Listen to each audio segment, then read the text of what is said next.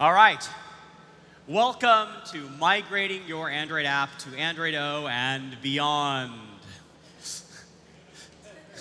Hi, I'm Fred Chung, developer advocate. Hi, I'm Dan Galpin, developer advocate.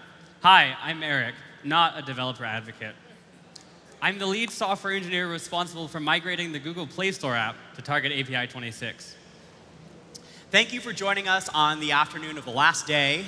This is where they schedule the most anticipated sessions, except for that funny improv one that we don't record. Sorry, home viewers.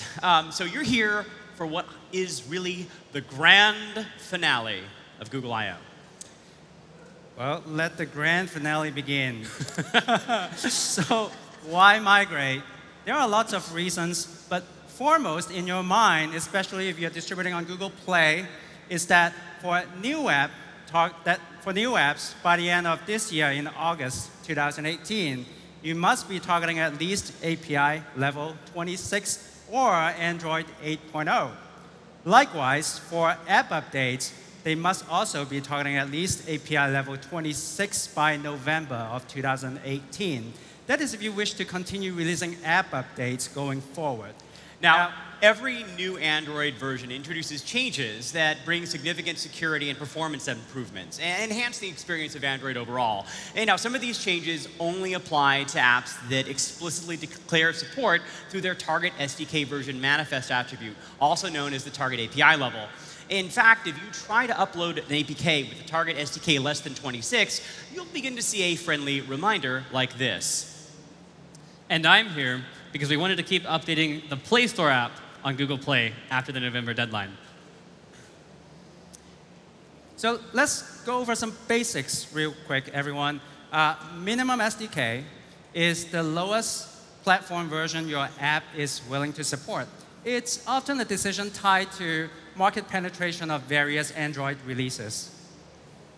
The compile SDK is literally the SDK headers and stub library that your project links to. And the important one, of course, is the one I'm talking about.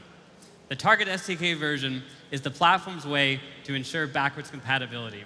This means that you only have certain behavior changes applied at certain specific target SDK versions. So technically, this needs to be true.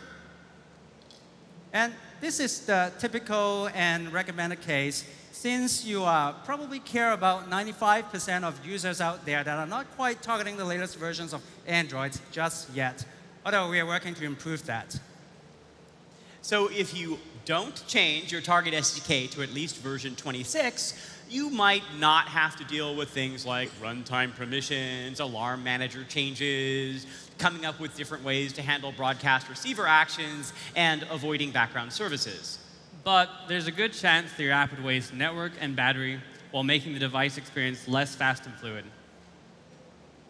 So if you are migrating from a pre-M version, one of the bigger changes is probably the support for runtime permissions.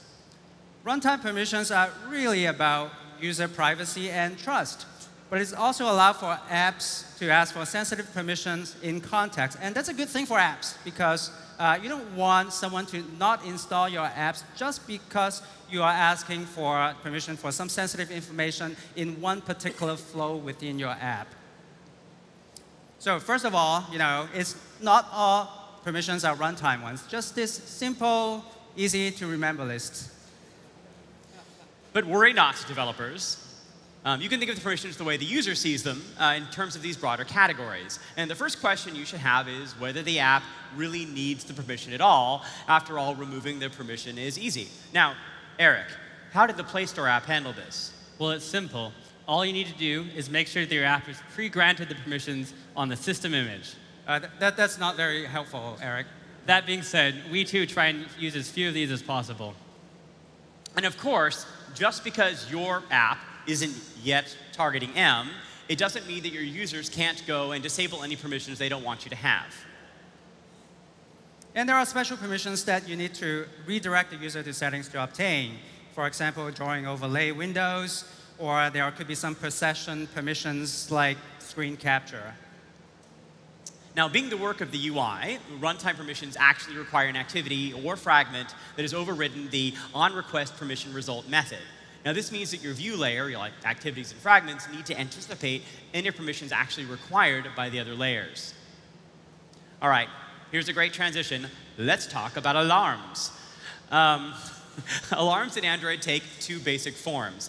They are literal alarms that allow an app to wake itself up to deliver a notification of some real-time event, such as waking you up, or an upcoming appointment. Or they are a way of scheduling work to happen at some time in the future after the app is closed. And at the beginning of Android, this was a single API. But back in KitKat, we made Alarm Manager not exact unless it was explicitly requested, which makes it better for scheduling future work. Now, if an app needs to notify the user at a precise time, we added the method setExact. And here's where we've implemented a method in the support library to call it on KitKat and above. We don't use any exact alarms in the Play Store app.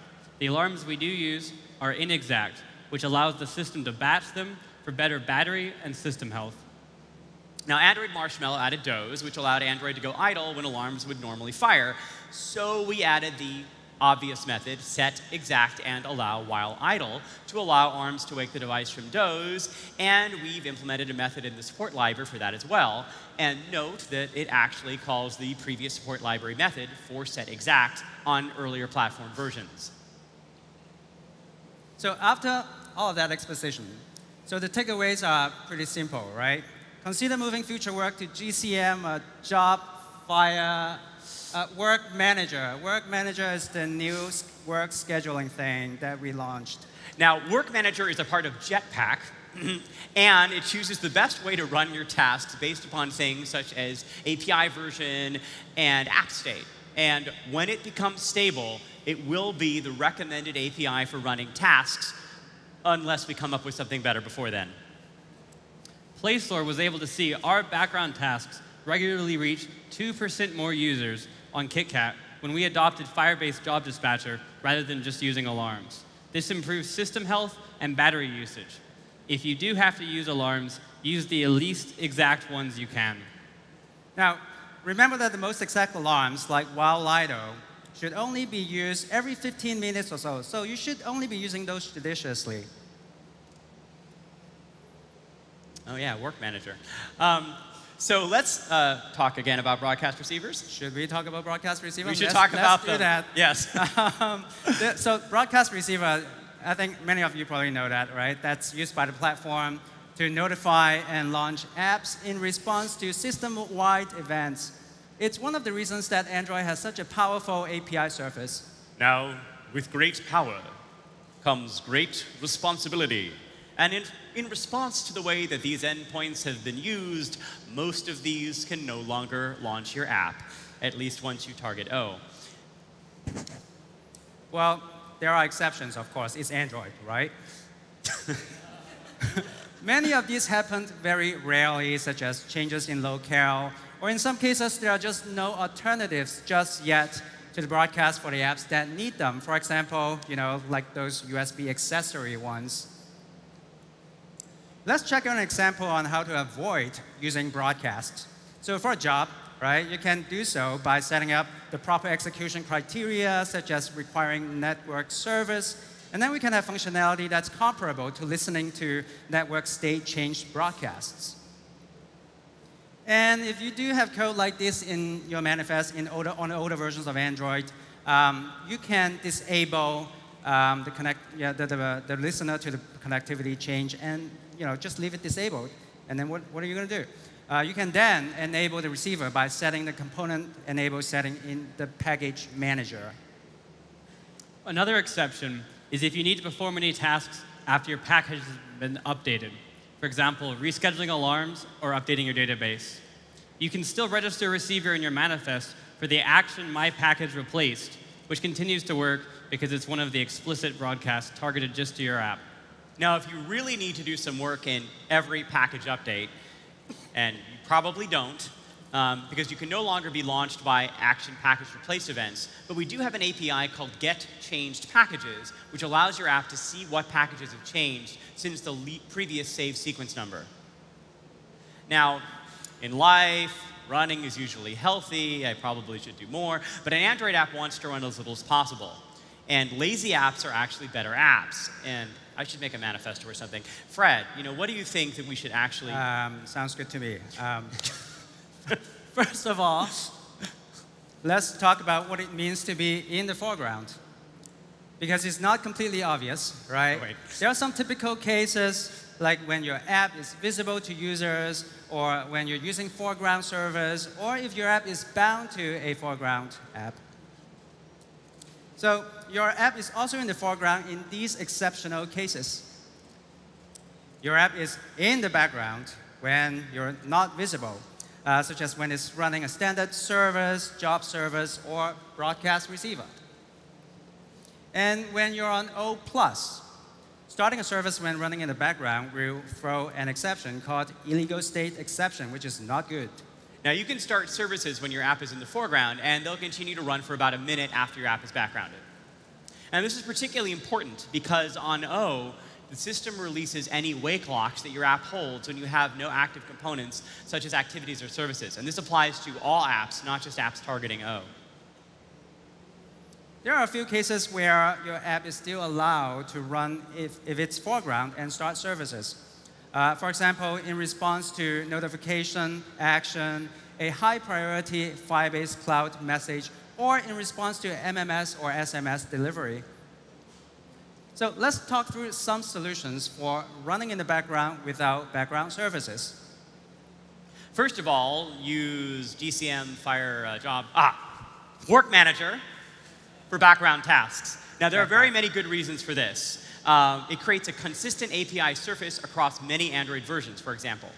Or, if you don't care as much about having your app behave consistently across platforms, but want to move to O with the least amount of work required, you can also use Job Intent Service. But seriously, consider using Work Manager. Leverage its constraints and make your life easier.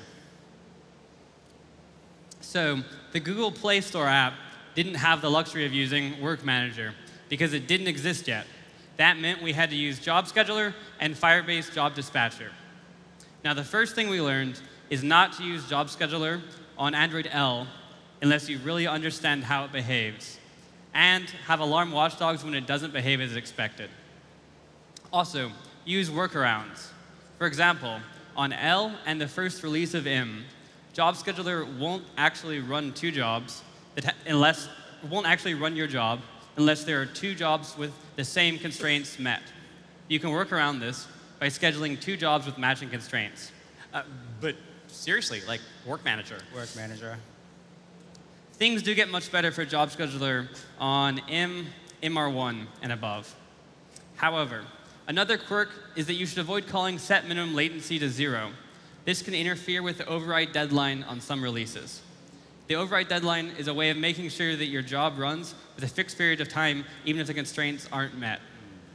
Or you could just use Work Manager, which doesn't actually have override deadlines. But what you should do is schedule a second job as a watchdog to perform a similar function. Here are a few things to consider when using Job Scheduler or Work Manager. Android tries to detect captive portal and poor network conditions, but it's an imperfect art. In addition, Android will occasionally wake up your app right before network is available to your app. All this means is that you need to have proper error handling to ensure rescheduling of jobs. When Play Store added exponential backoff to our jobs, we saw 19% more successful background tasks. The key here, though, is let the system do its work.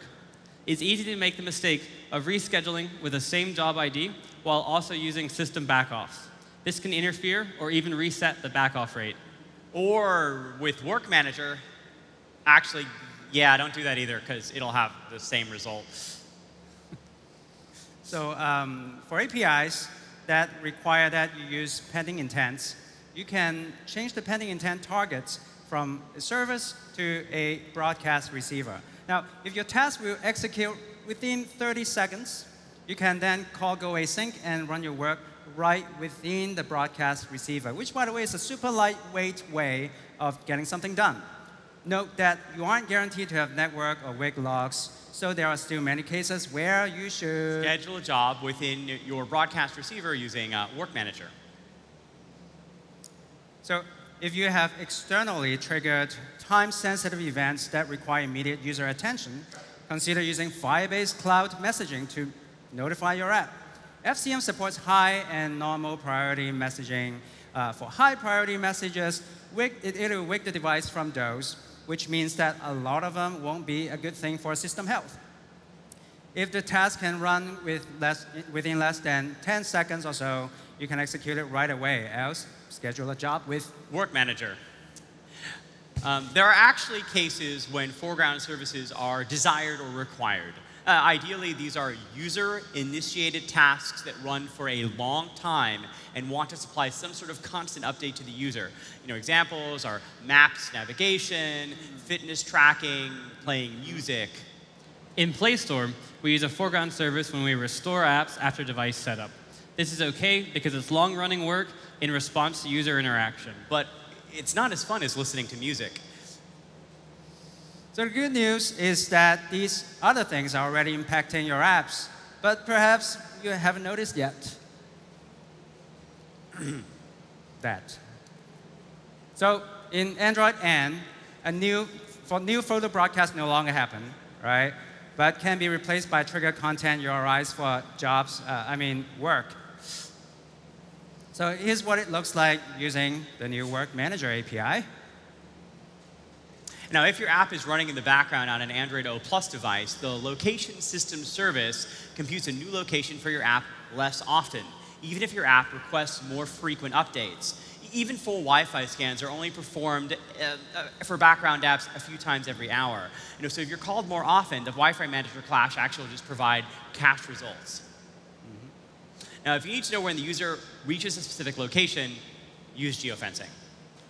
Now, there are only 100 geofences that can be active, so if you need more sites than that, you can actually use regional geofences to swap in and out different sets of geofences as needed. Now, that being said, beacons are awesome. You can use the Nearby Notifications API, and that's important, particularly if you're a certain prolific coffee vendor.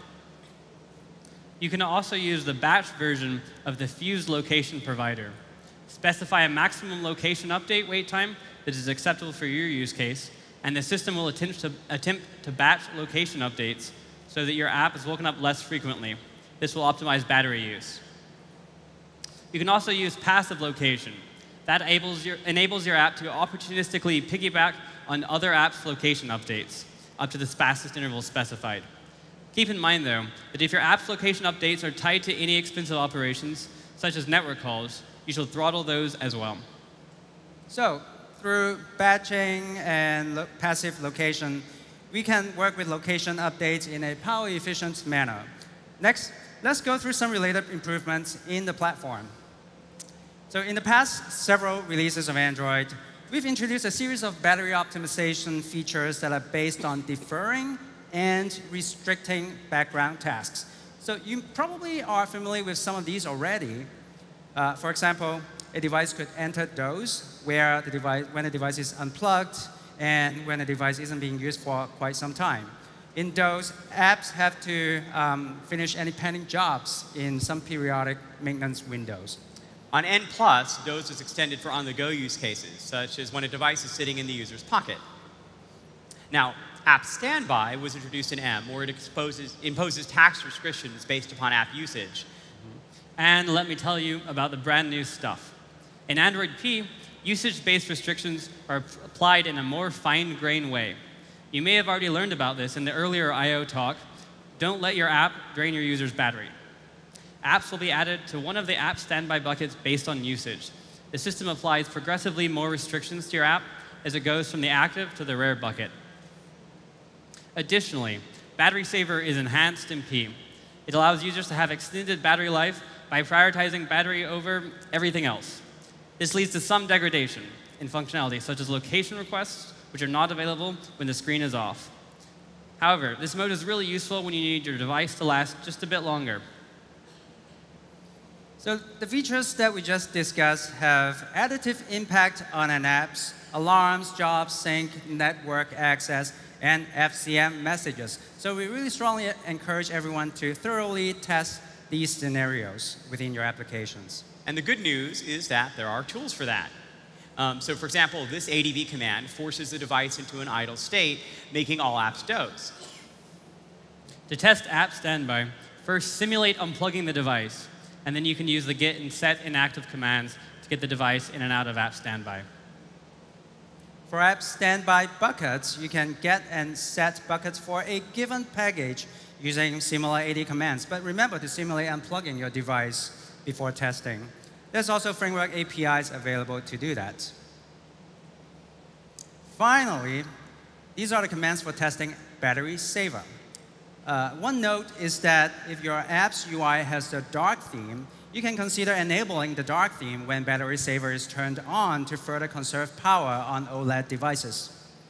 Through Power Manager, you can check with an API and listen to a broadcast to do that. So there are lots of ways to make your apps do cool stuff in the background without using foreground services. Leverage the new functionality in Work Manager, use efficient location strategies, use the new APIs, and make sure to tell us what doesn't meet your needs by submitting feedback through the issue tracker. So right after this talk, you'll probably be busy updating your Target SDKs, which is all good.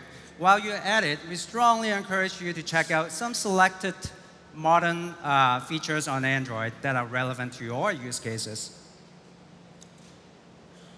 So you have to add, for example, notification channels to your app on O. Otherwise, well, notifications just won't show, which won't be good.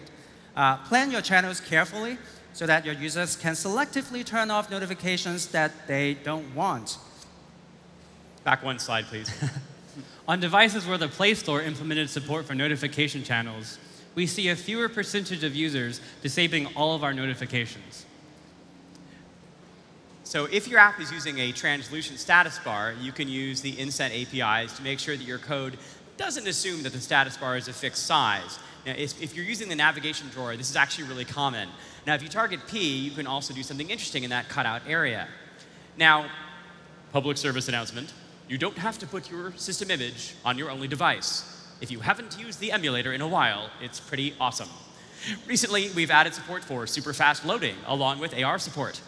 On any device with the pdeveloper preview system image, you can simulate display cutout through the developer options. This ends the public service announcement. Great. So long aspect ratio screens. So it's become a trend for OEMs to be shipping devices like these with screens longer than 16:9 aspect ratio. Make sure your app's immersive experiences can fully take advantage of these screen capabilities, which is pretty awesome. So as a last resort, right, the system still provides you a way to declare your maximum supported aspect ratio, but it'll display a letterbox around your application. And seriously, do you really want letterboxes? With bigger screens comes more responsibility. Now, consider taking advantage of picture-in-picture for use cases such as video chat, movie playback, fitness tracking, or Pokemon Go.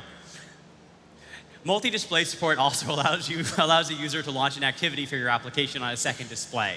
And the only thing you have to really consider here is it has a second configuration, which is going to be different than the one in your app most likely. So be careful not to make application-wide assumptions about hardware configuration.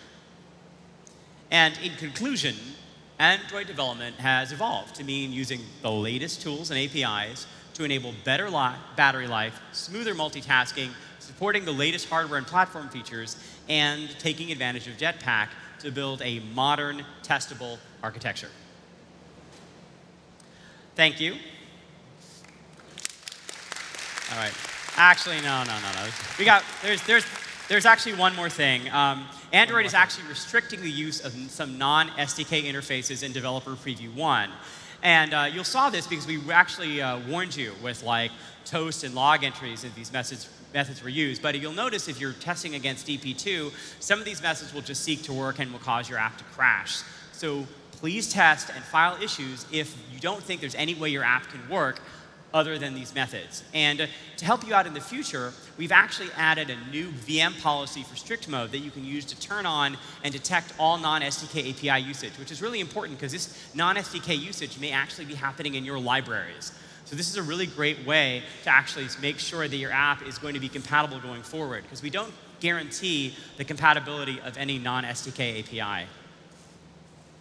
And so that really is it now. If you haven't paying attention in the last 30 minutes, that's OK, because clearly my jokes need work.